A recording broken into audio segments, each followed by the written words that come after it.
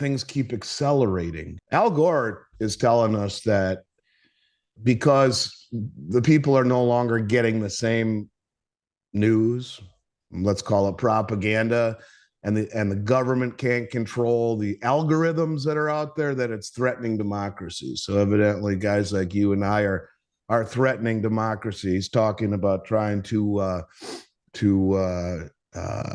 curtail and social media, because Seeking the truth.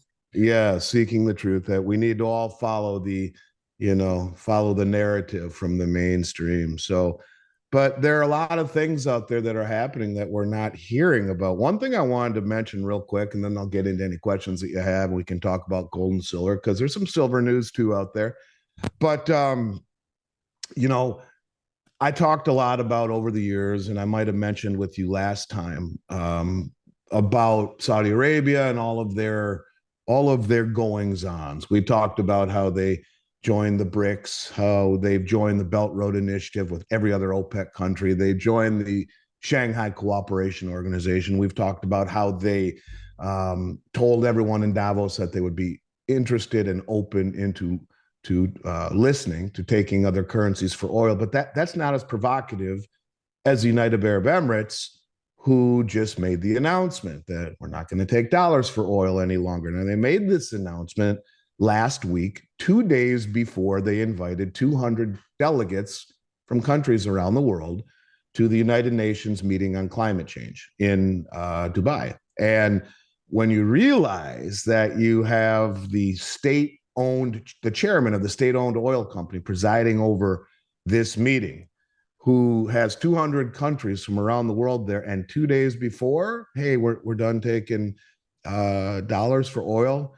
Is this a shot across the bow, or is it a coincidence? Now, I think it's obviously a shot across the bow. You have the United Arab Emirates, who was admitted into the BRICS with Saudi Arabia, alongside Saudi Arabia. They're the 7th largest oil producer in the world, and a member of OPEC.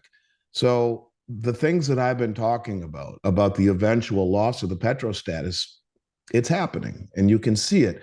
Now, one thing that I wanted to chat about, because I might have mentioned that this happened last week, but what's interesting is that Putin, who hasn't left Russia but twice in 2 years because there's a bounty on his head from the West, flew in an unannounced and impromptu meeting, flew to the United Arab Emirates just the other day, flanked by 4 Russian fighter jets, and had a meeting with the United Arab Emirates, unannounced, unannounced and impromptu, and really we don't know much about it. Is it coincidence that right after he tells the world, or Dubai tells the world, United Arab Emirates, we're not going to take dollars anymore? Is there a coincidence that Putin makes a impromptu meeting to the UAE and then goes directly from there to Saudi Arabia?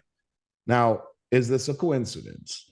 Don't know. You remember what happened to the last couple of guys that tried to move away from the dollar, taking oil, with Saddam Hussein and Muammar Gaddafi. There was a little bit of a regime change going on there, but that's what this whole BRICS coalition represents.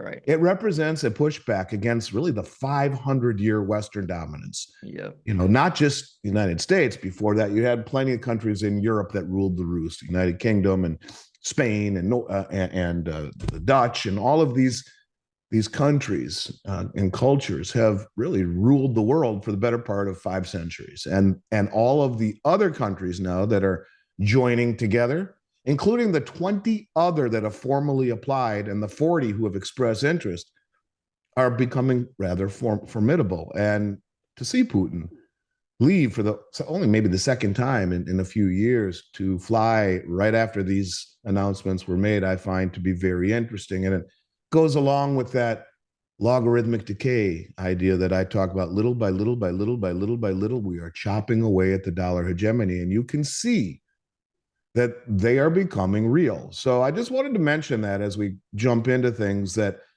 my central thesis will not change, and I will be boring, and I will talk about a progression of events that I have been for 4 years, starting with gold's reclassification as tier 1, and everything that's happened since. And I will tell you, in my mind, none of these things are coincidental. So as we talk about Right. things around the periphery, the price of gold and silver, the other geopolitical events, or what's happening here at home, to me, it all is part of the same progression of events. And I want to keep our eye on the ball as we talk through 2024 about this de-dollarization trend, because it is the petrodollar status, the world reserve status that has given us this exorbitant privilege, one that Right. we The should be clinging luxury. to as a country that we are Yeah. doing everything in our power to lose. So I just wanted to mention that as we kick Yeah. things off, because is it coincidence that Putin flew there flanked by 4 fighter jets unannounced, or is it not? And that's what I really wanted to start today with. But other than that, yeah, let's kick it off. Let's talk, man. Yeah. It makes a lot of sense. A lot of people don't see the bigger picture. I think all these oil rich countries, why in the world would they want us to go green? Well, So they wouldn't I want could, us to go green, and that's just it. We're antagonizing them. And when you look at that's yeah, the, to cling to the world reserve status, people need to understand that part of the deal not only was to value oil in dollars globally for the protection of the Saudi kingdom, but also to take the proceeds of those dollars and reinvest them in treasuries. And how's that been going for the last few years? But, when we signed an executive order to go green, this dovetails with Jared Bernstein's thesis, who's the lead economic advisor to the U.S. government, whose whole thesis is that the reserve currency status is a privilege we can no longer afford. The distortions that it creates, the trade imbalances it creates, is something we cannot afford. And so, look, these countries are saying, "Geez, are we next?" By weaponizing the dollar, by coercion and sanctioning and confiscating the assets of two of the BRICS members, Iran and Russia. You have all of these countries are saying, "Geez, are we next?" And this is where the safety in numbers is being found. And the second piece of the puzzle is, why the hell would we tell the world that we're going green if it is the petrodollar status that gives us the dollar hegemony, that gives us the world reserve status, unless it was something we wanted to lose? So by yeah, weaponizing the dollar and by going green, I think we are moving down a path. And you can think logically. I mean, it doesn't make sense if you wanted to cling to the status of being world reserve, weaponize the dollar and then tell the world we're going green would be about the two biggest steps you could make to yeah, lose that status. Well, that dovetails exactly to what the lead economic advisor to the White House is looking for. And it's not a good thing. It really isn't. And then when you look at it from their standpoint, why would they be going green? Well, they're a bunch of idiots, and that's what yeah, they're saying about us. And then they look at it, well, geez, yeah, the dollar is inflating 7 to 10% per year. I don't care what the CPI says. Go to John yeah, Williams of Shadow Stats and look at what his numbers are. And he'll tell you 7 to 10% at least in inflation. So the dollar is losing that and then reinvesting into the treasury market. 10-year treasuries got its butt kicked unlike anything that the bond market's ever experienced, ever in the last few years. So they're getting crushed in bonds, they're losing money to inflation, and they're being protected by a country that is doing things through coercion, and they're signed protection agreements that with countries that have as big nuclear arsenals as the West does. You can see the whole thing coming together, yeah, and it isn't a positive development for the West, period. So I think it's important to talk about these things that every week seem to be adding to this yeah. progression of It, events. it And that's why I is wanted to kick it off that way, because to me, every, everything else around it is a byproduct of it's, potentially losing the dollar's reserve yeah. status. Yeah, every week we do the show, and every week something new happens that is That's the just point. confirming. Yeah, it's And then crazy. at the Like you, same time, after all of this happens, the Russia and Saudi Arabia and the rest of OPEC came out and said we're going to cut 2.2 million barrels of oil per day. So, they're not yeah, helping the West, certainly, in terms of oil prices or the price of gasoline, especially heading into election. You'd think it would go the other way. At the same time, Biden has drained our strategic stockpile of oil to a level that, I don't know if it's ever yeah, been this low. So all of these things are adding up. And it's like, yeah, at what point does it become coincidence? What point does it become reality? Or what point does it become just too stupid to be stupid? I don't know. I think that we're at this point right now where if you just take a step back and look at these progression of events that are accelerating, yeah, and you got 20 other countries that have formally applied. So what is 11 countries next year could become 32, but there's 20 others that have informally expressed interest. Yeah, that's So the 32 other. becomes 52. At what Yeah, point does it become the Belt Road Initiative, which right now that's has what. 150 plus countries Yeah, and 75% there's of human population in and of itself? At what point do all of these countries say we're with the BRICS? yeah, And it's a lot harder for these countries independently to stand up to the West, like Iraq did and like Libya did. But try to do that now in a conglomerate of countries who have a military might equal or greater to ours when combined together. what do you think if Trump won? What do you think he would try to do? I don't feel like he would try to purposely lose the dollar.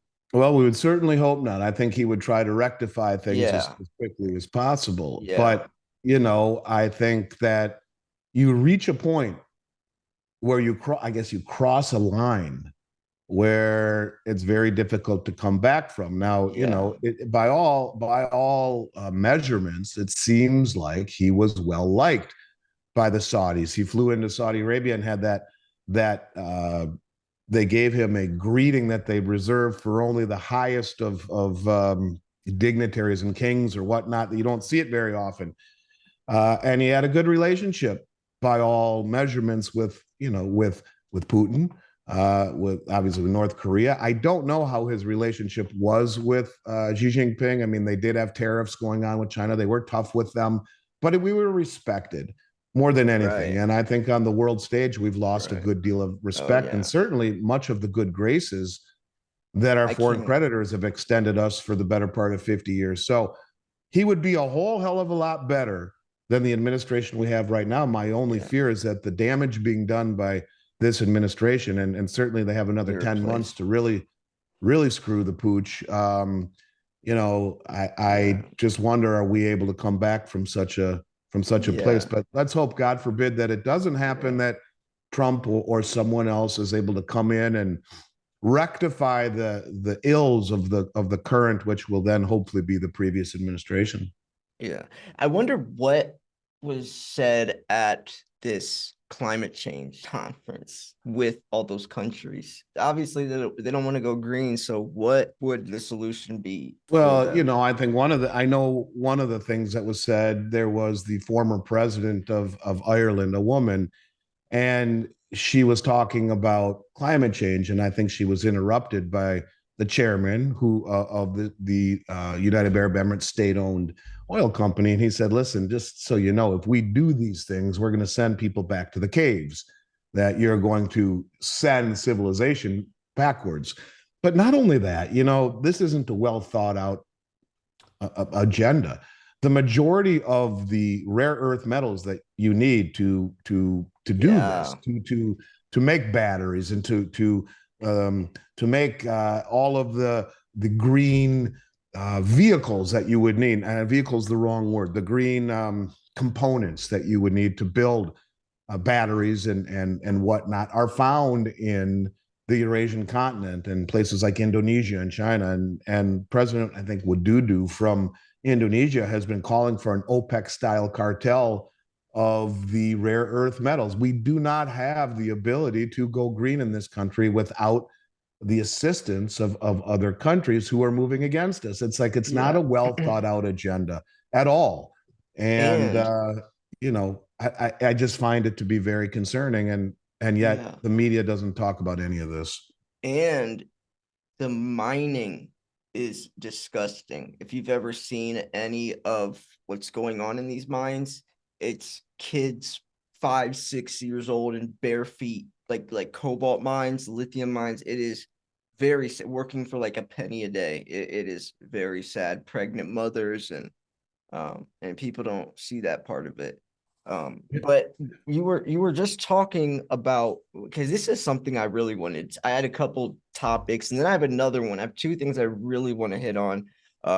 One is deeper into the Belt Road Initiative, but I want to talk about the Silver Institute's conference with the LBMA. that happened a couple days ago. I covered it live on my channel. Like I had my actual like my video, my face showing because I wanted everyone to see like my live reaction.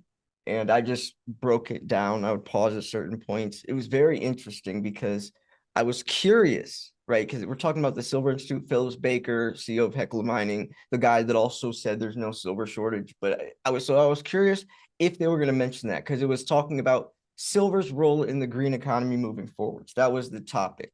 The guy that was hosting this, he I feel knew. He was the one kind of pushing the question because it was your very bland like Silver Institute's numbers, but no, I feel like there was this elephant in the room. Nobody wanted to say, do we actually, is this even realistic? Nobody wanted to say it until the question was there. And just like the interview, the guy says, we have enough silver in these reserves. Coming from the LBMA, the conference that he's sitting in that room with, that admitted they have their silver reserves are near empty. And then the guy that was hosting says, well, what about the Silver Institute's numbers? Mining production has decreased over year every single year. Demand is rising, and we're going to have another record-breaking supply deficit next year. And then Phillips Baker says, yeah, we're going to exceed 1.2 billion ounces, which was the previous year. And then he goes in to say, yeah, record supply deficit. He said it's harder to find silver. He mines silver himself. So it's all contradicting. He went into probably 15 minutes of talk contradicting himself, saying that we have enough silver, but everything he says after that, Well, that's why telling a lie is never a good idea, because when you tell a lie, it's very hard to remember exactly what you said. And so he's contradicting himself. That's why it would be much better just to be honest about it, and he'll never contradict himself. I mean, he's being dishonest. Silver is disappearing in nature. It's found, as we've talked about, in a form called epithermal, very near the surface, and it's disappearing. And as it's disappearing, you have an increase in demand industrially, for sure, not to mention monetarily. So here we are again with another record deficit. So, I think what it is a guy being caught in a lie, and that's because he's out there talking so much to the world, he's forgetting what he said a few months before. Yeah. And at the same time, you got countries out there that are trying to call the bluff. Turkey's imports of silver is at a record high in 2023. They've already imported 990 tons, about 32 million troy ounces, and the year's not over yet. So you got That's 60 crazy. Million ounces that was imported by India in October, and China another 10 million ounces. And how much of that is how much more is being reported that or imported that isn't being reported? And I wonder, but you can see that the big players understand that the rhetoric coming out of the West and the Western mouthpieces is not true, and this guy just proved it. I want to move into something you mentioned. You say the word a lot, but I always try to come from like a perspective of someone that's kind of new into this, maybe just found my channel and starting. What is the Belt Road Initiative? Right? Like I'm aware you've mentioned it. I asked you this probably 6 months ago, but we have a lot of new viewers. So break down the Belt Road Initiative for someone who maybe doesn't really, know what it is. Sure, it's the largest infrastructure project ever attempted in human history. It's kind of like the old Silk Road. It's China's attempt to connect Asia, Africa, South America, little bit of Europe, through a series of infrastructure channels, roads and bridges and maritime channels. It will be patrolled only by military and commerce. It's the Panama Canal on steroids. Today, it represents close to 50% of global GDP and 75% of human population. That is crazy. It's what you basically have is China coming into these countries like Africa and like South America and industrializing them for a piece of the pie. Now, the West would come in through coercion and sanctions and bullying and come in and try to do these things. China does it differently. They come in and they say, look, we'll build oil refineries and gold and silver mines, and we'll build the infrastructure to bring the finished goods to market. We will help industrialize your country and build the middle class for a peace in a cooperative manner. And what it really is a whole series of trade routes that will be protected by a military presence that isn't the U.S. Navy, that isn't the West. And the U.S. Navy is really their largest role is to patrol the shipping lanes of the world. And now all of this will be done without the assistance of the U.S. Navy. It will be the assistance of the Chinese military, amongst others. And it is an endeavor that I find to be very intriguing that the West is not part of. It's the largest infrastructure project ever attempted. And I think when you put it together with all of the other things that are happening in terms of the coalition of countries with the BRICS and the Shanghai Cooperation Organization, the Eurasian Economic Union, they're all intertwined. And it's a very big deal. It is a huge deal. That when this starts to really take hold, you have a whole infrastructure that is creating a massive center of commerce, and the West isn't part of it. So it's a very, very, very big deal, and goes along this progression of events that I've been talking about. So, it started with gold being reclassified tier 1, and then you see the rise of the Belt Road. So you got all the countries accumulating and repatriating their gold. You have infrastructure that is being made. There's something called the North-South Corridor that goes along with the Belt Road Initiative. It's a path that they have created basically from more or less from Iran to India. And you have, you're going through Russia, and you got all of these pathways that are being protected by groups that are on the same page that the West won't be able to access. And it cuts the shipping time down tremendously. Instead of having to go around, I think it's the Straits of Hormuz. I'm not a geographic whiz, but if I had the map in front of me, it would be a lot easier just off the top of my head. But you have a series of infrastructure channels that will be used to distribute the world's commodities, and you have the majority of human population on this mass of infrastructure. And it's not something to be taken lightly, especially when you throw all of the other things together into it. You start to put it together, and you can see, well, these countries possess the majority of the world's commodities, the majority of the world's energy. They have a military might bigger than ours when combined, bigger GDP, massive human population. All of these things put together makes the Belt Road Initiative that much more formidable. And it's already, 150 plus countries have signed on to it, but not the West. So yeah, it's a big deal.